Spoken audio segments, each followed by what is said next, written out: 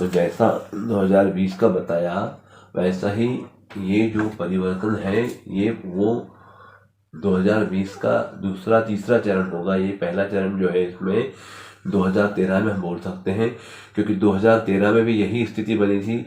2-0-1-3 2 और 1 3 और 3 6 का टोटल आ रहा था, और उसमें भी 2-1-3 टोटल 6 आ रहा था, और 2 जनता का था, 1 सूर्य का था जो शासक का होता है और पुण्य का होता है अपना, तीसरा गुरु जो धर्म का होता है, और 6 जो टोटल आ रहा था वो शुक्र का देवी शक्ति का था। और इसलिए और 2013 में 2-0-2 की सीरीज, तो 2 चंद्रमा का था, 13 1 और 3 4 2 और 4 6 हो रहे थे, 2 और 4 6 हो रहे थे। अब यहाँ पे चंद्रमा राहु 4 का है राहु, और 2 का चंद्रमा, राहु और चंद्रमा की शत्रुता है, तो इसलिए जो है बड़े पहाड़ से नीचे को ही गिराता है राहु, या नीचे की तरफ प्रवाह करता है, जो ग्रेविटी जैसे होती है इस प्रकार से। तो यही काम हुआ था। केदारनाथ में धर्म का स्थान था, केदारनाथ बहुत ऊंची चोटी पे है, वहाँ भगवान महादेव का जो है स्थान है, बहुत बड़ा स्थान है, एक धाम है वो, हिंदू धर्म के मान्यताओं के हिसाब से बहुत बड़ा धाम है, और 4 धाम में एक धाम है। और उस जगह ऊंची पहाड़ी की शिखर पे से चंद्रमा अर्थात जल का प्रवाह हुआ और जल प्रलय आया, बहुत बड़ी मात्रा में जल प्रलय हुआ था, और उसके कारण बहुत अफरा तफरी मची थी, और कई दिनों तक वहाँ से लोगों की लाशें निकाली गई। इस प्रकार से बहुत बड़ा वहाँ जो है केदारनाथ के वहाँ शमशान का रूप बन गया। मैंने पहले ही बताया कि राहु शमशान का कारक है, राहु ऊपर से नीचे गिराता है, राहु आकस्मिक अकल्पनीय घटना का कारक है, और चंद्रमा जल का है और जनता का है, प्रजा का है, बहुत बड़े जनता का है, और यहाँ शून्य आ गया वापस वही, जो कि बहुत बड़ी सर्कल का, बहुत बड़े संगठन का, समूह का कारक है। तो बड़ी मात्रा में जनता का समूह पानी के प्रलय में पहाड़ के ऊपर से नदी बही, और वो पिघल के बर्फ नीचे आई, और जो है नदी के अंदर, गंगा के अंदर बहुत बड़े मात्रा में जल प्रलय आया, और उसके कारण बहुत बड़ा जन हानि हुई धर्म के शिखर से। ये हुआ इसका नकारात्मक उस समय का। और अब हम सकारात्मक देखेंगे 2013 में क्या शुरुआत हुई। तो 2 जनता का था, 1 सूर्य का शासक का था, तीसरा गुरु धर्म का था, जो छठा टोटल कुल 6 आ रहा है, जो शुक्र देवी शक्ति का आ रहा है। तो देवी शक्ति द्वारा एक अच्छे शासक का गादी पे बैठना, और उसके बाद धर्म की ध्वजा का लहराना, यह 2013 के बाद से भारत देश में हुआ है।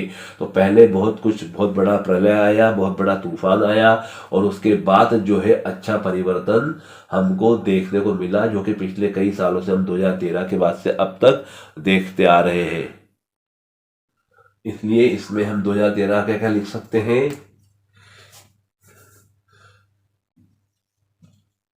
पहले बड़ा जल प्रलय व जनहानि, तत्पश्चात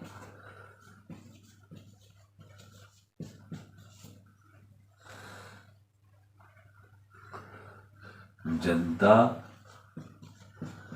में से एक योग्य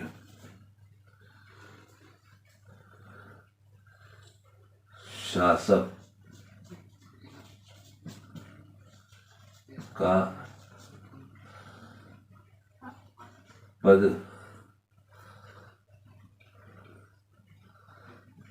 ग्रहण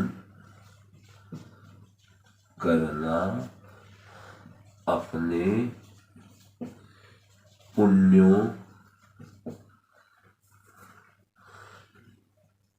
और देवीय शक्ति के कारण, फिर धर्म ध्वजा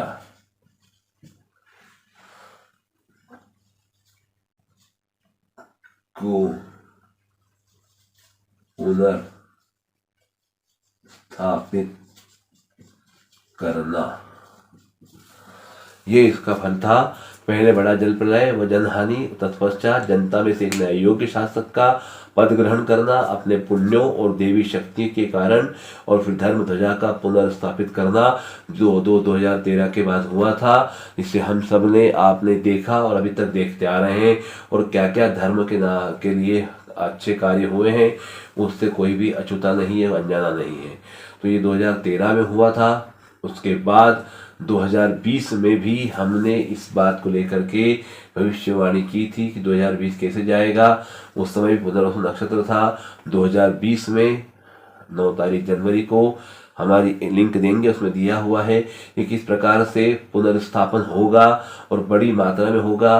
तो यहाँ जनता का पुनर्स्थापन हुआ, कोरोना नाम की बीमारी का भी आया, उससे बहुत बड़ा हाहाकार हुआ, त्राहिमाम त्राहिमाम हुआ। और उसके बाद जनता का एक स्थान से दूसरे स्थान पर जाना जो है बहुत बड़ी तादाद में हुआ। और इसके साथ ही साथ हमारे आराध्य रामलला का जो मंदिर है, जो देवालय है, उसका पुनर्स्थापन का काम भी हुआ। तो उसका भी जो नींव रखी गई, उसकी भी जो है शिलान्यास जिसको बोलते हैं, जो भूमि पूजन होता है, वो हुआ। और उसके बाद से मंदिर का कार्य चालू हुआ। तो इस प्रकार से 2013 के बाद 2020 में भी ये कार्य हुआ है। और अब 2022 चल रहा है और इस साल भी ऐसा ही कुछ होगा। बड़ी मात्रा में धर्म की उन्नति होगी, धर्म का उत्थान होगा और बहुत बड़े स्तर पे कोई ना कोई घटना घटेगी जिसमें कुछ नकारात्मकता हो सकती है, उसके बाद सकारात्मक परिवर्तन आएगा। और ये 2022 जो है हमारे को बहुत कुछ दे के जाने वाला है। इसलिए इसमें जहाँ एक तरफ बड़े बड़े विनाश की संभावनाएं दिख रही है, वहाँ विकास और पुनर्स्थापन और पुनरुत्थान की संभावना भी है। कि जैसे तूफान के बाद शांति आती है, या जल प्रवाह जल प्रलय के बाद, बाढ़ आने के बाद जब गांव के गांव भेज जाते हैं, उसके नया जीवन शुरू होता है, नया अंकुर फूटता है, वैसे नया जीवन शुरू होगा। नई सिरे से नए प्रकार से जो है धर्म वापस अपनी अंगड़ाई लेगा। और फिर एक बार हमारा जो सनातन धर्म है या जो प्राचीन धर्म है, वो अपने स्थान पे अपने पूर्ण रूप से अपनी जो पुरानी जो उसकी गरिमा थी उसमें आएगा। क्योंकि इस साल 2 2 2 3 2 आ रहे हैं, टोटल 6 हो रहे हैं। और 2 2 2 के साथ जो 22 का जो अंक है, 2022 का 22 2 2 4 आ रहे हैं। तो 4 राहु का है, 6 शुक्र का है, 2 जनता का है। तो जनता के बीच राहु और शुक्र जो है येन केन प्रकारेण करके पुरानी परंपराओं को तोड़ने वाले हैं, पुरानी मान्यताओं को सिरे से खारिज करवाने वाले हैं। एक बड़ी जनता के मन में जो है पुरानी जो गलत चीज़ें हैं, जो गलत फहमियाँ जो अब तक चली आ रही थी, जो भ्रम थे, वो भ्रम दूर होने वाले हैं। और जो धर्म है, जो पुराना प्राचीन धर्म है, जो परंपराएं जो वाकई में जो वैज्ञानिक तथ्यों पे आधारित है, जिनके कारण मनुष्य का विकास संभव है, जिनके कारण आत्मकल्याण संभव, इसके कारण एक खुशहाल जीवन जिया जा सकता है, ऐसे किसी धर्म को जो है ये पूरी जनता दिल से, मन से, अंतरात्मा से स्वीकार करने वाली है। और इस प्रकार एक पंथ का अंत प्रारंभ होने वाला है। इसीलिए कहा था कि 2022 में एक बड़े पंथ का, मजहब का अंत प्रारंभ होगा, जो कि आगे जाके कुछ समय में धीरे धीरे खत्म हो जाएगा। और इसमें ये राहु और शुक्र का है, तो उसमें कुछ बलात् भी होंगे, कुछ जबरदस्ती भी होगी, कुछ हिंसा भी हो सकती है, उन्माद भी हो सकते हैं। और कुछ लोग स्वेच्छा से भी अपने उस पंथ को छोड़ सकते हैं और धर्म की ओर आकर्षित हो सकते हैं और उसको अंगीकार कर सकते हैं। अपने पुराने घर में वापसी करने के योग भी इस बार बन रहे हैं 2022 में।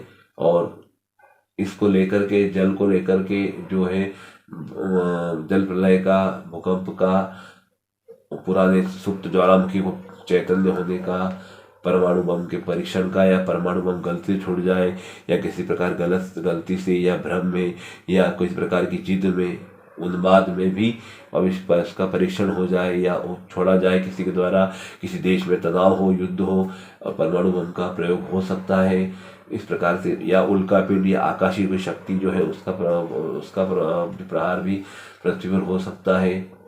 आकाश तत्व में जो चीज़ें हैं, जो हवाई दुर्घटनाएं हैं, वो भी हो सकती हैं, हाईजैक हो सकते हैं। इस प्रकार से इन सब मार्गों से बड़े रूप से जन समुदाय में हानि और लाभ दोनों के योग बन रहे हैं इस 2022 के अंदर।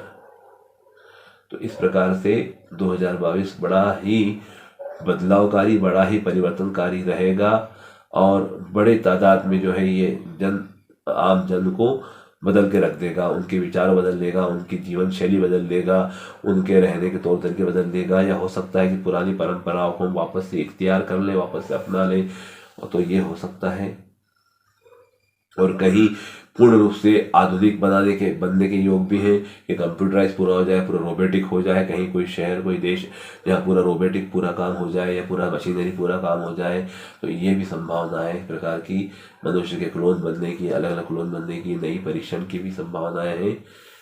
क्या गैलेक्सियों की एलियंस वगैरह के आने की संभावना भी है।